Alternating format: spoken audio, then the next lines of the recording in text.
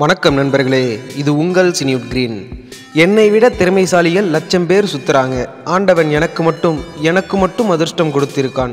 நகைச்சுவை நடிகர் செந்தில் அடிக்கடி சொல்லும் வார்த்தை இது. பொய் சாட்சியில் முதலாக அறிமுகமான செந்தில் தியாகராஜனின் மலையூர் மம்முட்டியான் படம் மூலம் பிரபலமானார். காமெடி கிங் கவுண்டமணியுடன் இவர் இணைந்து நடித்த அத்தனை படங்களும் நகைச்சுவையில் மிகப்பெரிய வெற்றி பெற்றது. தொடர்ந்து ஹீரோவாக ஒரு படத்தில் நடிக்கும் அளவிற்கு உயர்ந்தார். இவர் பற்றி யாரும் அறியாத சில விஷயங்கள் உண்டு.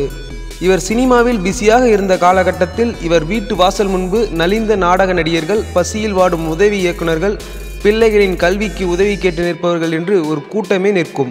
யாரையும் முகம் சுளிக்கும்படி பேச மாட்டார். அனைவருக்கும் நிலையறிந்து பணம் கொடுத்து அனுப்புவார். குறிப்பாக வசதி இல்லாத மாணவர்களுக்கு இவர் செய்த உதவிகள் மிக மிக அதிகம்.